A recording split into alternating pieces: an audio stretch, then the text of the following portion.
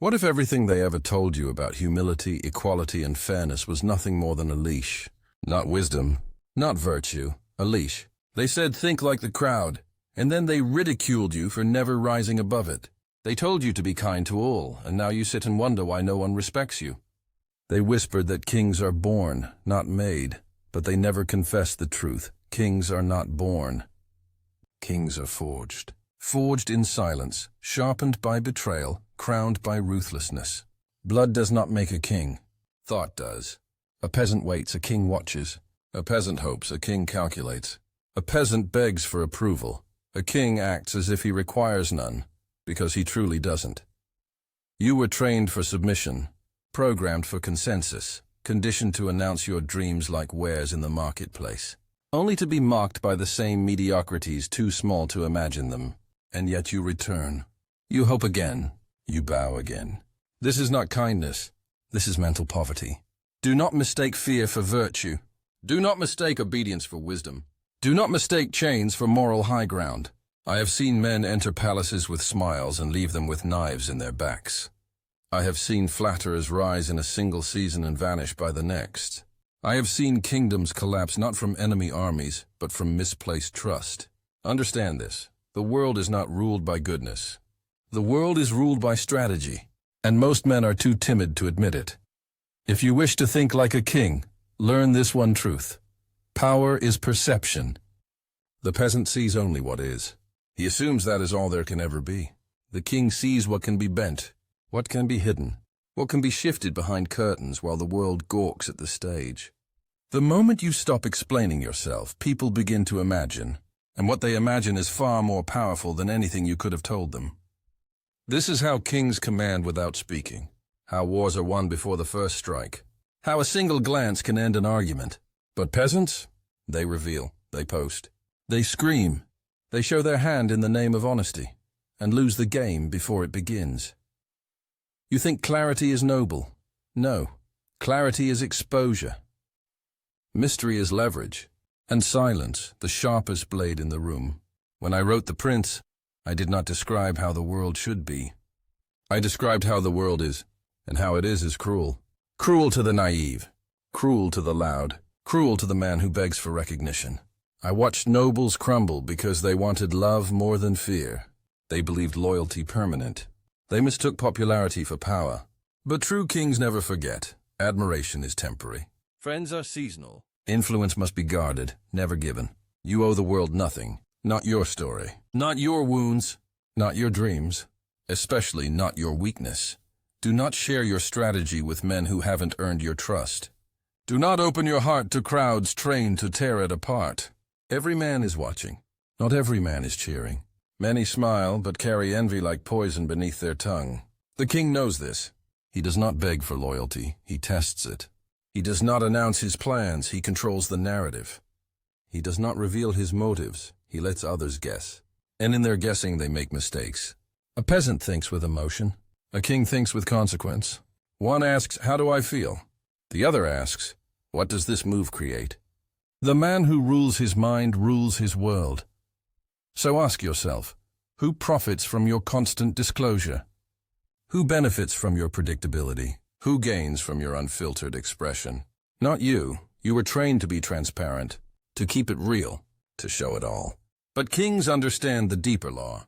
Transparency is a trap, the currency of the powerless, and its cost is always higher than you think. The more they see, the more they expect. The more you speak, the less they value your words. The more you give, the more they resent your power to withhold. So choose silence. Choose precision. Choose the weight of being unreadable. The king does not move to be understood. He moves to be unpredictable, to own the rhythm of the room, to speak last and leave the final word as the only word. The world bends to the man who does not rush to explain himself. In his silence, he becomes a mirror, and what people see in that mirror terrifies them. Their own doubts, their own fears, their own admiration. They never realize the king said nothing, and yet he ruled the moment. You are not born a king. You become one. In thought, in silence, in invisible discipline. No one applauds that path, and if it feels lonely, it means you are walking it correctly. They told you, power corrupts. What they never told you is that weakness seduces. The peasant does not crave power to lead. He craves it to stop being ignored. He wants not to rule, but to be seen, to be validated, to wear a crown made of compliments. That is why he will never wear a real one. The instant your thinking bends toward being liked, you surrender your throne. Not to a rival, but to the crowd. And the crowd does not want kings. It wants entertainers. It wants martyrs. It wants idols to worship, then destroy. If you think like them, you will die with them. To rise, you must detach from their rhythm. A king is not forged in noise. He is shaped in quiet chambers, behind closed doors, where doubt wrestles with decision and comfort is starved to feed discipline. He learns to choose the wound that strengthens. He learns that not every insult must be avenged, not every battle fought, not every truth spoken. Because kingly thought is not about right or wrong, it is about result. Would you rather be pure and forgotten, or strategic and remembered? The peasant clings to the high ground, but that ground never builds an empire. The king chooses the terrain. He moves in shadows when the sun blinds others. He bends rules while others stay trapped within them. He understands that true control is not about force. It is about belief. Shape belief and you command behavior. The mind is the battlefield, belief the weapon. But peasants never see it. They stare at swords and miss the war already lost inside their own skulls. Peasant thinking believes in fairness. King thinking believes in timing. Peasant thinking wants everything now. King thinking waits, not out of fear but because he knows. One move too early is as fatal as one move too late. Your teachers would not say this, but I will. You are not rewarded for effort. You are rewarded for leverage. The man who grinds 12 hours for scraps will always bow to the man who moves a single piece and takes everything. Power respects result, not sweat. A king is not crowned because he wants it more. He is crowned because he knew where to strike, when to pressure, and whom to remove. That is not cruelty. That is clarity. The art of mental warfare. You do not need to be the strongest. You must be the coldest thinker in the room, the man who can pause under insult, the man who can sit still while chaos rages, the man who can endure misunderstanding without a flicker on his face. Because he knows a reaction is a gift, and kings do not give power away for free. The peasant reacts. The king observes, and in stillness he gathers intelligence. In silence he collects leverage. In delay, he becomes the one who ends the conversation, not with noise, but with a sentence carved so sharp it echoes for years. If you would think like a king, you must learn to live with discomfort. Let silence ache. Let solitude sharpen you. Let the absence of applause be your forge. Because if you need the crowd to stay the course, then your mind still belongs to the court, not the throne. Rulers say, he who owns his mind owns his enemies. I say, he who owns his reactions owns the world. Your ability to remain unmoved is terrifying. It creates confusion. It creates speculation. And in speculation you become powerful. Because mystery is more valuable than truth in the game of influence. The moment they think they know you, you are no longer dangerous. The moment they cannot predict you, you become a storm. And no man provokes a storm. This is why I warned rulers, be both fox and lion. Not always seen, not always understood, but always capable. The peasant longs to be understood. The king ensures he is feared when needed and admired at a distance. Not by showing claws, but by concealing them so well that every handshake may contain a bite. Power is not display. Power is potential. And the man who carries silent potential rules more than the man who screams for recognition. So stop explaining. Stop broadcasting. Stop pleading. Let them wonder. Let them mock. Let them sleep. You will build what they thought impossible. And when you arrive, arrive without announcement. Let results speak in a voice no crowd can drown. They will imitate your style. They will study your actions. But they will never touch your thoughts. Because you never gave them the blueprint. That is what separates the ruler from the ruled. A king plays the long game. A peasant plays for reaction. And in an age of fast opinions, cheap approval, and loud desperation, the man who moves with quiet precision becomes untouchable. Power does not belong to the patient or the pure. Power belongs to the man who sees the game for what it is and dares to play it without apology. Do not be deceived by the smiling faces of history. Every empire was built on calculations that others were too gentle to make. Caesar did not rise because he was loved. He rose because he understood that loyalty fades, but fear endures. Alexander did not carve his world with kindness. He carved it with speed, with timing, with relentless forward motion that gave his enemies no chance to breathe. Even Christ, who preached forgiveness, understood that the mere rumor of divinity is enough to sway the masses. Was it his miracles that ruled men, or the story of them? Do you see it now? It is not what you do that grants you power. It is what they believe you can do. The peasant waits for justice, praying for fairness from systems designed to consume him. The king laughs at fairness, because he knows justice bends to the hand that controls perception. Do not confuse morality with survival. Do not confuse virtue with influence. You can be righteous and forgotten, or cunning and remembered, and history remembers only the latter. Every kingdom that fell because its ruler clung to illusions. He wanted to be adored, and he mistook smiles for loyalty. He opened his gates to flatterers and wondered why traitors poured in behind them. Weak rulers believe their people are grateful. Strong rulers know their people are dangerous. A crown is not worn on the head. It is worn in the mind. The throne is not wood or stone. It is the invisible position you hold inside the thoughts of others. If they see you as fragile, your throne collapses, no matter how high your walls. If they see you as inevitable, then even your silence rules them. Remember this: people follow not the man who is good, but the man who is unshakable. They rally not to purity, but to certainty. The world bends not to the most righteous, but to the most relentless. Do not waste energy trying to be liked. The man who lives for approval dies with nothing.